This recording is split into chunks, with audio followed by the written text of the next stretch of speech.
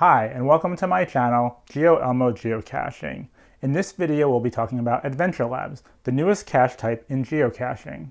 Adventure Labs are enjoyed by many geocachers around the world. I've found several myself that have taken me to some really cool locations, and I've even had the opportunity to create my very own Adventure Lab. In this video, I want to ask you this question. Is finding Adventure Labs really geocaching, or are Adventure Labs different enough from classic geocaches that they should be considered a separate game altogether? Don't answer yet. Let's take a look at some of the similarities and differences between classic geocaches and Adventure Labs, and then I'll ask you that question again at the end. When I refer to classic geocaching in this video, I'm talking about all cache types that aren't Adventure Labs. Traditionals, webcams, multi-caches, where I goes, etc. As a note, Adventure Labs are made up of one or more locations, sort of like stages in a multi-cache. Each location is a lab cache and counts as a separate find. We'll get into more of that later. Similarity number one between classic geocaching and Adventure Labs. You must physically visit the site. Whether it's to sign a logbook, answer a question, or take a webcam photo, you must actually visit Ground Zero in order for it to count as a find. Difference number one, how you actually find Ground Zero. In classic geocaching, you can use either a GPS receiver or a smartphone app in order to find the cache at the specified GPS coordinates. With Adventure Labs, you must use the Adventure Lab app on a smartphone. You cannot use the GPS receiver or the geocaching app. Difference number two, logging a find. In classic geocaching, in general, you sign a logbook and then you claim a find by writing a found it log using either a geocaching app or the geocaching.com website. With Adventure Labs, in order to claim a find, you must answer a question for each location by entering the answer using the Adventure Labs app. There are no found it logs for Adventure Lab locations. Difference number three, geofencing. When you log an Adventure Labs location, you must do so within a certain distance of the location itself because of geofencing. Adventure Lab locations all have a geofence, which is a radius from the location itself in which the Adventure Labs app will unlock the ability to answer a question. The geofence may be as small as 20 meters or as large as 100 kilometers, and this was done as a way to counter armchair logging.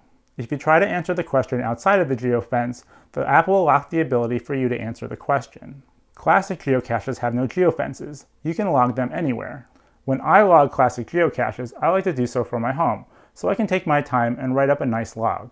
Since I like to log my caches in order, logging Adventure Labs at Ground Zero and classic geocaches at home could actually make my milestones incorrect. Similarity number two, your game account. You use the same account to log into the Adventure Labs app, any geocaching app, and the geocaching.com website. Similarity number three, your find count. Finding both classic geocaches and Adventure Lab locations count towards your total geocaching find count. Adventure Lab locations show up in your profile as lab caches, as Adventure Labs originally started as standalone lab caches. Difference number four, your find list. Adventure Lab locations do not show up in your list of found geocaches. Instead, you must click on the lab cache icon in your profile to see which Adventure Lab locations you have found. In my case, when I look at my account, I see I have 1,268 geocaching finds, but if I look at my found list, I only see 1,260. That's because 8 of my finds are Adventure Lab locations. Difference number five, the number of finds between multis and Adventure Labs. If you ever found a multi-cache, you know that no matter how many stages the multi has, finding the cache only counts as one find.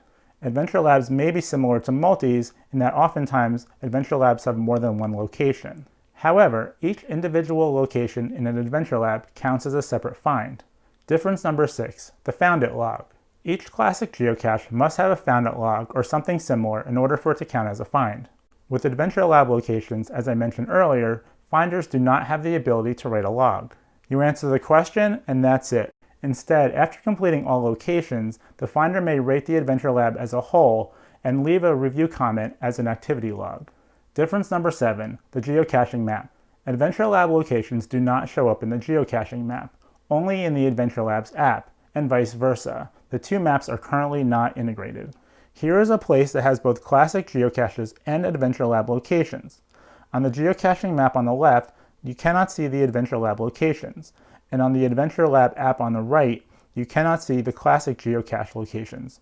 There are no filters being used on either map. Difference number eight, distance between caches or locations. Classic geocaches need to be more than 528 feet or 161 meters apart. Adventure Lab locations do not have to follow this rule. Adventure Lab locations can be any distance from a classic geocache or another Adventure Lab location, and can even be in the same location as either. The Adventure Lab that I created has all 5 locations in the same spot. Geocachers can claim 5 finds without having to move. Difference number 9, how indoor caches and locations work. Some classic geocache types, but not traditional caches, may be found indoors. Adventure Lab locations may also be found indoors. However, the rules are different between the two. Inside buildings, a GPS signal is either unreliable or not present, so to follow the GPS rule, indoor caches must have an additional stage outdoors. Adventure Lab locations may be found indoors without an outdoor stage, which means that a GPS signal may not be involved in finding an Adventure Lab location. In fact, GPS coordinates are not required for creating an Adventure Lab location. Difference number 10, cache owner notification. As the owner of a classic geocache, when any kind of log is written on a cache page, you will receive an email. As an Adventure Lab creator, you will not receive any notification of your Adventure Lab locations being found. You will need to look at your Adventure Lab page in order to see if anyone found it. There's also no way to be notified of new Adventure Labs being published. Difference number 11, the review process.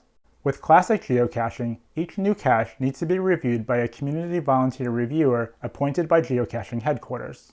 With Adventure Lab locations, there is no review process. When the Adventure Lab owner is ready, they make it public and it's done. The exception is when an Adventure Lab location uses a physical container. In this case, a reviewer must okay the location, but it still doesn't have to follow the 528-foot, 161-meter rule. Difference number 12, the ability to create an Adventure Lab. With classic geocaching, any geocacher can create any number of geocaches, as long as the cache type hasn't been grandfathered. Not everyone can create an Adventure Lab, and those that can are limited in the number that they can create. In order to create an Adventure Lab, a geocacher must be given an Adventure Lab credit by geocaching headquarters. In the beginning, I asked whether Adventure Labs should be considered a separate game altogether. Making them a separate game actually has precedence in the world of geocaching. If you were a geocacher in the 2012 timeframe, you may remember challenges. Geocachers could create challenges for other geocachers to do, such as taking a photo in front of a certain statue. When they were first introduced, completing a challenge counted as a geocaching find. After a while, there were changes made, and challenges were then counted separately from classic geocaches. You actually had a find count for challenges and another for classic geocaches. By the end of 2012, challenges were removed from the geocaching site completely. So what are your thoughts on my original question? Is finding Adventure Labs really geocaching, or are Adventure Labs different enough from geocaches that they should be considered a separate game altogether? I'd love to hear your thoughts in the comments below. I hope you enjoyed this video. Thank you for watching.